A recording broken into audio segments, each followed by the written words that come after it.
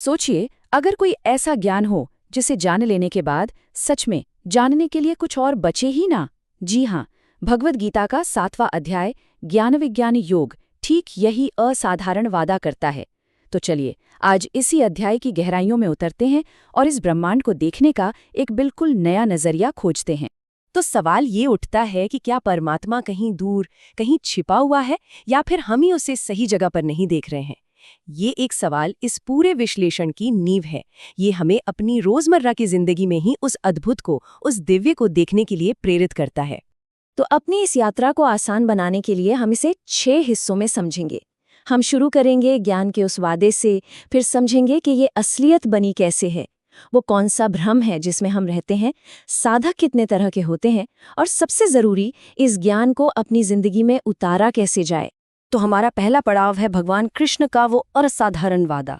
जरा कल्पना कीजिए एक ऐसे ज्ञान की जिसे पा लेने के बाद इस दुनिया में जानने लायक सच में कुछ भी बाकी न रहे। हमारी खोज यहीं से शुरू होती है। यहाँ एक बहुत जरूरी फर्क समझना होगा। कृष्ण सिर्फ ज्ञान, मतलब किताबी या थियोरेटिकल नॉलेज की बात नहीं कर रहे हैं। वो विज्ञान का वादा कर रहे हैं, यानी एक ऐसा सीधा अनुभव जो हमें अंदर से बदल दे। ये जानने और असल में वैसा हो जाने का फर्क है। ये शब्द सीधे भगवान कृष्ण के हैं, जो इस शिक्षा की गंभीरता और इसकी विशालता को दिखाते हैं। ये कोई मामूली दावा नहीं है, बल्कि ये संपूर्ण और परम ज्ञान का एक वादा है। पर साथ ही कृष्ण एक सच्चाई भी हमारे सामने रखते हैं। वो कहते हैं कि हजारों में से कोई एक ही इस रास्ते पर चलने की कोशिश भी करता है। अब ये बात निराश करने के लिए नहीं है, बिल्कुल नहीं, बल्कि ये बताने के लिए है कि अगर हमारे अंदर ये जिज्ञासा है तो ये अपने आप में ही एक बहुत दुर्लभ और कीमती चीज है। तो चलिए अब सीधे वास्तविकता के ताने बाने को समझते हैं। भगवान कृष्ण बताते हैं कि ये पूरा का पूरा ब्रह्मांड असल में 2 दिव्य प्रकृतियों, या कह सकते हैं कि ऊर्जाओं से बना है। इसे एक कंप्यूटर की तरह समझिए। एक है अपरा प्रकृति, जो कि हार्डवेयर है, जैसे पृथ्वी, जल, अग्नि, हमारा मन, बुद्धि, अहंकार। और दूसरी है परा प्रकृति, जो है सॉफ्टवेयर, वो चेतन ऊर्जा, वो जीवन शक्ति, जो इस पूरे हार्डवेयर को चलाती है और इसे जिंदा रखती है। और यहीं हमें इस अध्याय का सबसे शक्तिशाली, सबसे खूबसूरत रूपक मिलता है। कृष्ण कहते हैं कि सब कुछ उन पर ही टिका है, ठीक वैसे ही जैसे मोती एक धागे पर पिरोए जाते हैं।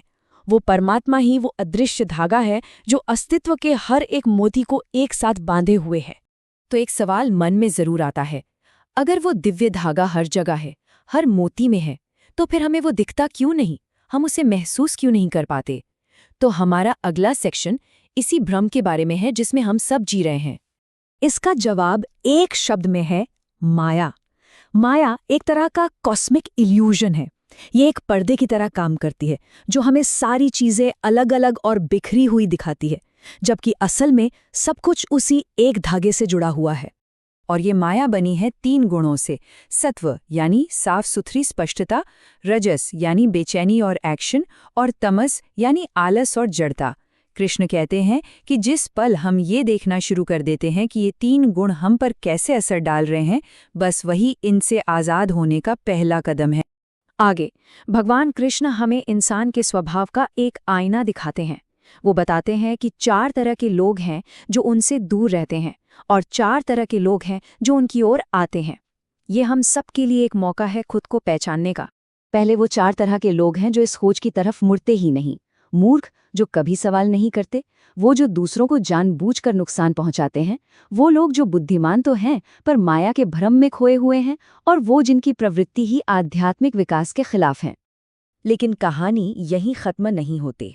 इसके दूसरी तरफ 4 तरह के गुणी लोग भी हैं जो परमात्मा को खोजते हैं। वो जो दुख में है और राहत चाहते हैं, वो जो ज्ञान के प्यासे हैं, जिन्हें दुनियावी मदद की जरूरत है, और आखिर में ज्ञानी, जो सिर्फ और सिर्फ प्रेम के लिए परमात्मा को खोजते हैं। हम सब अपनी यात्रा में इनमें से किसी एक श्रेणी में खुद को पा सकते हैं। तो इन सभी साधकों में से वो जो ज्ञानी है, उसकी मंजिल क्या है?